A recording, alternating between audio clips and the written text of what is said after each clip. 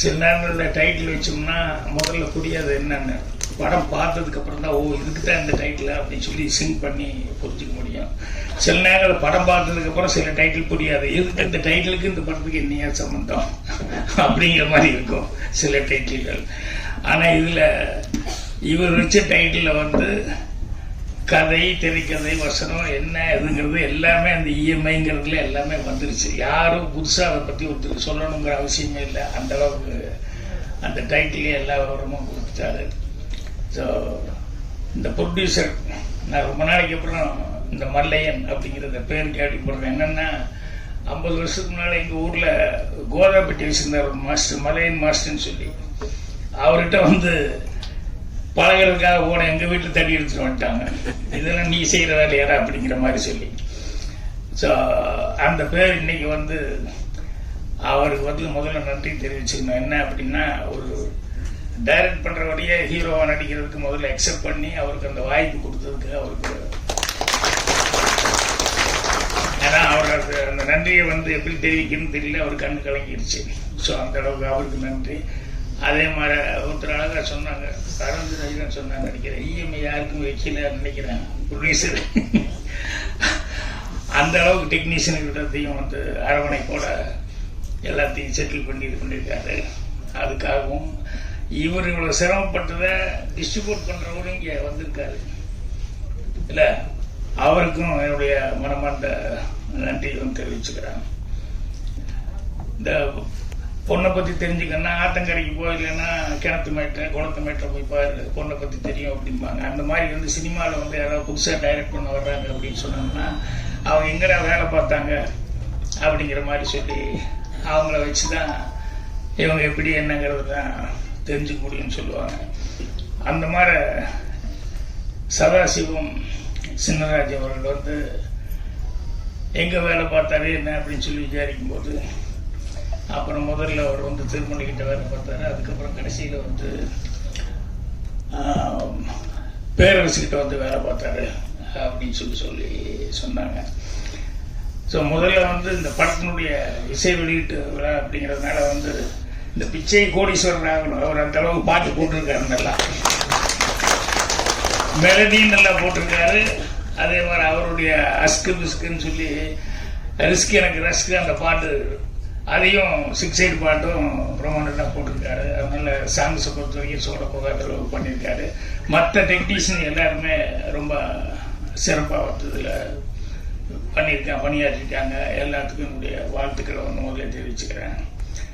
பேரரசு அவர்கள் வந்து நிறைய விஷயங்கள் என்னை பற்றி என் படங்களை பார்த்து அதெல்லாம் பார்த்து பண்ணுவேன் அப்படின்னு சொல்லி அப்போ மனைவி இவங்கெல்லாம் வந்து சொல்லுவாங்க. ஸோ அவர் வந்து படங்களில் வந்து அவர் எங்கடா வேலை பார்த்தாரு அப்படின்னு சொல்லி பார்த்தோம்னா, அவர் பார்த்ததுக்கும் அவர் பண்ண படங்களுக்கும் பார்த்தோம்னா அது ரொம்ப வித்தியாசமாக தான் இருக்கும். ஏன்னா ராமநாராயண் சார் ஒர்க் பண்ணியிருக்காரு. அவர் மனுஷன் நம்புறத விட நாய் பூனை புலி இந்த மாதிரி வந்து இதை நம்பினா பெட்டர் அப்படிங்கிற மாதிரி நிறைய படம், அதில் வந்து ஆடு அந்த மாதிரி அவர் இது பண்ணவர். அதுக்கப்புறம் தரணிக்கிட்டையும் வேலை பார்த்துருக்காரு. ஆனால் இவர் ரெண்டும் இல்லாமல் இவர் ஒரு டைப்பில் வந்து இவருடைய படங்கள் இருந்தது. அது வந்து அவருடைய படங்களில் வந்து பெரும்பாலும் அந்த தங்கச்சி சென்டிமெண்ட்டு மிஸ் ஆகாமல் இருந்திருக்கும், அம்மா சென்டிமெண்ட்டு அண்ணன் தம்பிங்கிறது.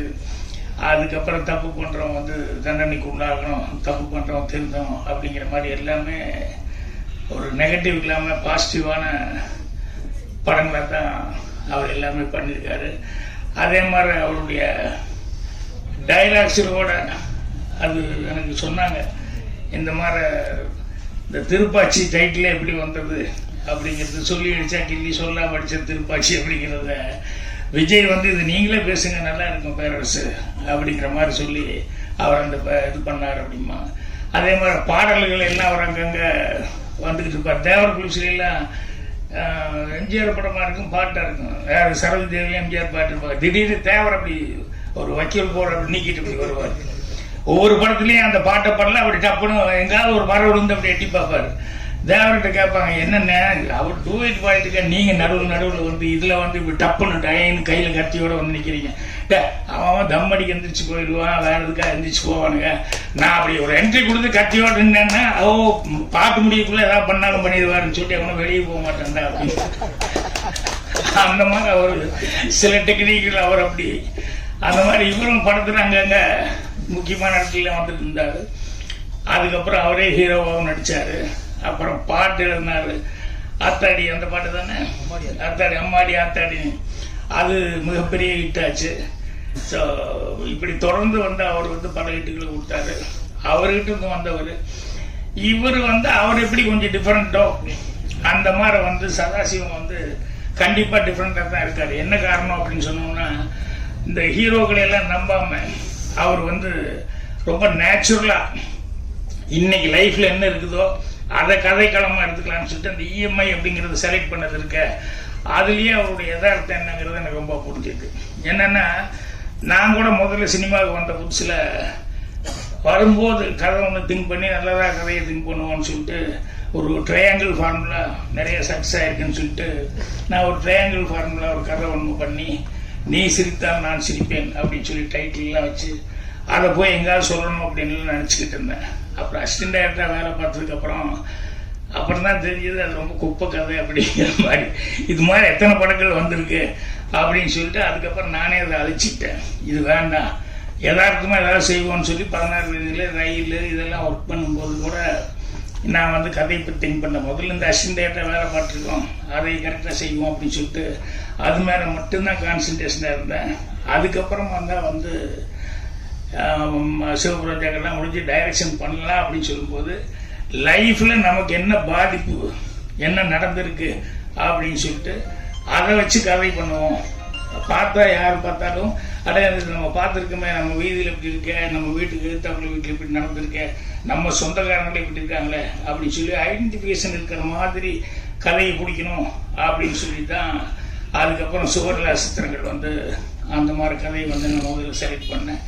அதுக்கப்புறம் வர எனக்கு பின்னால் வர அந்த வழியில் கதை திங்க் பண்ணுறதுங்கிறது தான் கண்டிப்பாக சக்ஸஸ்ஃபுல்லாக இருக்கும் அப்படிங்கிறது வந்து எனக்கு தெளிவாக தெரிஞ்சது. வெங்கடேஷ் அவர்கள் பேசும்போது அந்த ஜோசப் அவரை பற்றி, வாசில் ஜோசப் அவரை பற்றி சொல்லிட்டு இருந்தார். அவருடைய கதைகள் எல்லாமே வந்து பார்த்தீங்கன்னு சொன்னால் அவர் டைரக்ஷன் பண்ணது, அவர் பண்ணுற கதைகள் எல்லாம் பார்த்தோம்னா டே டு டே லைஃப்பில் என்ன நடந்துட்டு இருக்கோ அதை தான் கதைக்களமாக இருக்கிறார். அதனால தான் வந்து அங்கே ஈஸியாக வந்து அண்டர்ஸ்டாண்ட் பண்ணிக்கிறாங்க. ஸோ இங்கே பாண்டி ரொம்ப ஆதங்கப்பட்டு பேசினாப்புல, என்ன இது படமே ஓட மாட்டேங்குது, நிறையா ப்ரொடியூசர் வந்து ப்ரொடியூசர் டைரக்டர்ஸ் யூனியன் இன்னைக்கு தலைவர் அவர் தான், அவரே டைரக்ட் பண்ணால் போனே கிடைக்க மாட்டேங்கிறாரு, டைரக்டர்களே யாரும் கிடைக்க மாட்டேங்க, அவரே அப்படி பேசிட்டு போறாரு. அந்த மாதிரி இருக்கும்போது பாண்டி நீ ஆதங்கப்பட்டு என்ன பண்ண முடியும்? அதே மாதிரி அவர் ஆதம் அப்படித்தான், நான் வருஷத்துக்கு ஒரு படம் தான் அப்படின்னு. ஆனா ஆதம் வந்து என்னன்னா வேற நிறைய திறமைகள் இருக்கிறதுனால அவருக்கு நடிக்கிறத விட அவருக்கு வந்து நிறைய வந்து பாடக்கூடிய திறமைகள் இருக்குது, காமெடி சென்ஸ் நல்லா இருக்கு, மெமிகிரி இதெல்லாம் இருக்கு. ஸோ அவருக்கு வந்து ஃபாரின் அந்த இது நிறைய வர்றதுனால இங்கே போய் படங்களில் புக் ஆகி இங்கே தேடிக்கிட்டு இவங்க சொன்ன மாதிரி இஎம்ஐயில் தான் பேமெண்ட் அப்படிங்கிற மாதிரிலாம் இல்லாமல் அவருக்கு போனால் கரெக்டாக இருக்குதுங்கிறதுனால நானே ஒரு வெளியூரில் தான், வெளிநாட்டில் அங்கே இங்கே தான், துபாயில் அங்கே இங்கே தான் நானே 2-3 தடவை சந்திக்க வேண்டி வந்தது. ஸோ அந்த மாதிரி இருக்காரு. ஆனால் அவர் வந்து என்னென்னா இதையும் கான்சன்ட்ரேஷன் பண்ணி கொஞ்சம் டைம் எடுத்துக்கலாம் அப்படின்னு சொன்னோம்னா கண்டிப்பாக அவருக்குன்னு ஒரு வாய்ப்புகள் வந்து கண்டிப்பாக வரும். ஏன்னா அவருக்கு இருக்கிற டேலண்ட்டுக்கு வந்து கண்டிப்பாக வந்து நல்ல வாய்ப்புகள் வர்றதுக்கான சான்சஸ் இருக்குது. அப்புறம் எல்லாருமே இதை ஃபீல் பண்ணி சொல்லிக்கிட்டு இருந்தாங்க, என்னென்னா படம் ஓடுறதில்லை அப்படி இப்படின்ட்டு. படங்கள் வந்து கண்டிப்பாக நிச்சயமாக ஓடும். இப்போ அவர் இந்த ஜோசப் சொன்னாங்க, வாசில் ஜோசப், அதெல்லாம் வந்து என்னென்னா நேச்சுரலாக வந்து அவங்க வந்து படம் வந்து எடுத்துக்கிட்டு இருக்காங்க. கதைகள் வந்து எங்கேயுமே அங்கேயும் இங்கேயும் இப்படி போய் தேடி கீடி எல்லாம் வந்து கதையை வந்து திங்க் பண்ணிட்டு இருக்கிறது இல்லை. லைஃப்பில் என்ன நடக்குதோ அதை வச்சு தான் கதை பண்ணணும் அப்படின்னு சொல்லிட்டு அவங்க ஃபீல் பண்ணதுனால தான் அந்த கதைகள் மலையாளத்தில் இருக்கிற கதைகள் எல்லாம் குவிக்காகவும் எடுக்க முடியுது. ரொம்ப அவங்களுக்கு செட்டு போட வேண்டியது இல்லை, பிரம்மாண்டங்கள் அத்தியாவசியமாக தெரியல. அதே மாதிரி வந்து அவங்களுக்கு வந்து கோடிக்கணக்கில் செலவு பண்ணுங்கிற அவசியம் இல்லாமல் இருக்குது. அதனால் இப்போ இவர் இந்த இஎம்ஐ அப்படிங்கிறத எடுத்துக்கிட்டு அவர் சொன்னார் ஹீரோ கிடைக்கல அப்படின்னா, ஹீரோ கிடைக்கலன்னா ஒன்றும் தப்பு ஒன்றும் இல்லை நீங்கள் நடிச்சது. ஏன்னா நீங்கள் அந்த கேரக்டருக்கு உண்டான இயல்பா தான் இருந்தீங்க. என்ன அந்த டூயட் பாடும்போது மட்டும் எனக்கு இந்த மாதம் இஎம்ஐ கட்டலையே, முடியுமா முடியாதான். டூயட்ல கூட அந்த பொண்ணு அழகாக சிரிச்சுக்கிட்டு இருக்குது ஹீரோயின், இவர்கிட்ட மட்டும் லேசாக அந்த ஃபீலிங் இருந்தது. நான் பாட்டப்போ அதுதான் கவனிச்சுக்கிட்டு இருந்தேன். சரி என்ன மாதிரி டான்ஸ் தகராறு போல இருக்கு அப்படின்னு அப்புறம் நல்லா யோசிச்சு பார்க்கும்போது அவருடைய டைட்டிலே மைண்டுக்கு வந்துருச்சு. ஸோ அவர் வந்து முதல் தடவையாக வந்தது செய்யும்போது வந்து ரொம்ப அவர் நம்மளை நம்பி கொடுத்துருக்காரு, நம்மளை நம்பி படம் போட்டிருக்காரு. கண்டிப்பாக இதை நம்ம நல்லபடியாக சக்ஸஸ்ஃபுல்லாக செய்யணும் அப்படிங்கிற மாதிரி அந்த பொறுப்புணர்ச்சியோடு செஞ்சுருக்காரு. அதே மாதிரி அவருக்கு வந்து எல்லாருமே மியூசிக் டேரக்டர்லேருந்து கேமராமேன்லேருந்து இன்னும் ப்ரொடக்ஷன் மேனேஜர் எடிட்டர் எல்லாருமே வந்து அவருக்கு வந்து நல்லபடியாக அவர் சக்ஸஸ்ஃபுல்லாக வரணும் அப்படின்னு சொல்லி அவர் வந்து எல்லாம் ஹெல்ப் பண்ணியிருக்காங்க. ஸோ அதை வந்து அவர் ரொம்ப மனசில் வர்றது தானே ஈஸியாக வெளியே சொல்ல முடியும். ஸோ அந்த அளவுக்கு இது பண்ணியிருக்காரு. கண்டிப்பாக இப்படி ஒரு நல்ல தயாரிப்பாளர் கிடைச்சதுனால இவர் வந்து இந்த படம் வந்து ஏன்னா இஎம்ஐங்கிறது நேச்சுரலாக வந்து எல்லாருமே இதை பற்றி எல்லாரும் பேசினாங்க. இருக்கிறது என்ன ப்ளஸ் மைனஸ் எல்லாமே சொன்னாங்க.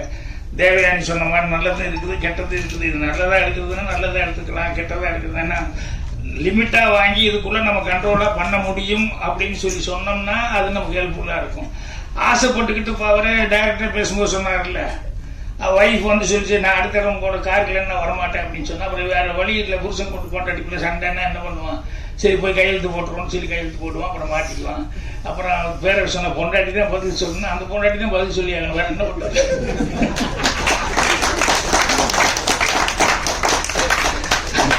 அதனால ஆபத்தும் பெண்ணாலே அழிவதும் பெண்ணாலே இப்படியெல்லாம் அந்த காலத்துல தான் சொல்லி வச்சிருக்காங்க. அதனால அவங்களுக்கு எப்பவுமே அந்த அடுத்த வீட்டு அப்படி இப்படின்னு பாக்குறதுல சில நேரங்களில் சில பெண்களுக்கு வந்து அது வந்துடும். அதுல நாமளே தான் மாட்டிக்குவாங்க, நீ ஏன் இருக்கிறிய அப்படின்னு சொல்லிட்டு. ஏன்னா அதுக்கு ஒரு பழமொழியே சொல்லி வச்சிருக்காங்க, எந்த கணவனுமே வந்து வைஃபுக்கு ஹீரோ ஆகவே முடியாது, ரொம்ப கஷ்டம் அப்படின்னு சொல்லிட்டு. என்னன்னா ஏதாவது ஒரு குறை இருந்துகிட்டே இருக்கும். ஈவன் நானும் அனுபவிச்சுட்டு தான் இருக்கிறேன். பாக்கியராஜுக்கு வெளியே பேர் இருந்தா கூட வீட்டில் நடக்கிறது எனக்கு தானே தெரியும், நீங்களும் அப்படிங்கிற மாதிரி பல நேரங்களில் போட்டி மார்க்கிட்ட வாங்கி வச்சுட்டு. அதனால இவர் வந்து எடுத்தது வந்து கண்டிப்பா வந்து அந்த இஎம்ஐ அப்படிங்கிறது வந்து இன்னைக்கு இருக்கிற பிரச்சனை இருக்கிறதுனால அந்த காமெடி சென்ஸோட நீங்க சொல்லிருக்கீங்கன்னு இல்லைன்னா சீரியஸான மேட்டர்களாக தான் அங்கே வந்தது. ஆனால் காமெடி சென்ஸோடையும் அது இருந்தால் பாண்டியெல்லாம் இருக்கு, அதெல்லாம் கரெக்டாக யூஸ் பண்ணி இது பண்ணி தான் அவர் தான் நான் காமெடி சென்ஸுக்கு அவரையும் யூஸ் பண்ணுவீங்கன்னு நினைச்சேன். அவர் என்ன திடீர்னு சீரியஸ் ஆகிட்டார். முதல்ல காமெடியாக இருந்தார், அப்போ நடுவில் என்ன இந்த மாதம் நீ சரியா கட்டலையேன்னு டக்குன்னு வில்லன் ஆகிட்டாரு. ஸோ பிரச்சனை கரெக்டான பிரச்சனை. அதனால வந்து அந்த கரெக்டாக சொல்லியிருந்தா ஜனங்களுக்கு ரொம்ப க்ளோஸாக ரொம்ப நியராக இருக்கக்கூடியது. ஜனங்க கண்டிப்பாக பார்த்துட்டு லைக் பண்ணுவாங்க. இப்போ நான் தேவயானி பற்றி நான் சொல்லலை. என்னன்னா நாளைக்கு காலையில் அந்த படம் பார்க்குறேன், அந்த கைக்குட்டை ராணி. நான் சொன்ன முதல்ல டப்பிங் இருக்குது கொஞ்சம் கஷ்டம் அப்படின்னு.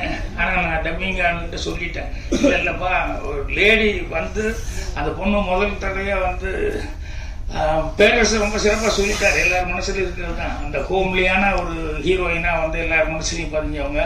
ஸோ அவங்க வந்து டைரக்ட் பண்ணுறாங்க அப்படின்னு சொல்லும்போது அவசியம் அந்த படம் பார்க்கணும் அப்படின்னு சொல்லிட்டு நான் வந்து இது பண்ணேன். ஸோ அந்த படம் பார்த்துட்டு தான் தேவயானியை பற்றி நான் சொல்லணும். ஸோ இப்போதைக்கு மீண்டும் ஒரு முறை நான் வந்து மல்லையன் அவர்களுக்கு வந்து என்னுடைய நன்றி தெரிவிச்சுக்கிறேன். அப்புறம் ரொம்ப நாளைக்கு அப்புறம் இன்னைக்கு சுத்த தமிழில் நல்லா அவங்க ஐஸ்வர்யாவை ரொம்ப அழகாக தமிழில் வந்து பேசினாங்க. ரொம்ப பிடிச்சி அதை கேட்கறதுக்கு ரொம்ப சந்தோஷமாக இருந்தது. ஏன்னா நடுவில் சில நேரங்களில் சில பேர் பேசும்போது என்னென்னமோ இருக்குது, தமிழ் படத்தில் தமிழ் இதுல நிகழ்ச்சியில் அந்த மாதிரி இல்லாமல் இருக்கும். அது இல்லாமல் ரொம்ப சுத்தமாக வந்து நீங்கள் பேசுனீங்க. உங்களுக்கு என்னுடைய பாராட்டுகள். எவ்வளோ நேரம் பொறுமை காட்டுறதுக்கு உங்களுக்கு எல்லாத்த விட ரொம்ப சந்தோஷமாக நன்றி நான் தெரிவிச்சுக்கிறேன். நன்றி, வணக்கம். நடுவில் கொஞ்சம் பேர்லாம் கோவப்பட்டாங்க. சரி பரவாயில்ல, இந்த ஃபங்க்ஷனில் கோபம் சோகம் தாகம் எல்லாமே இருக்குதான் செய்யும் அப்படின்னு சொல்லிட்டு பேரண்ட்ஸு கொஞ்சம் டென்ஷன் ஆகிட்டாங்க. ஏன்னா பேச இப்படி இது பண்ணிட்டாங்கன்னு. ஸோ எல்லாருமே ஒரு சுமூகமாக அதை எடுத்துக்கணும், யார் எதையும் பெருசாக அப்படி வேண்டாம்னு சொல்லி கேட்டுக்கிறேன். நன்றி, வணக்கம்.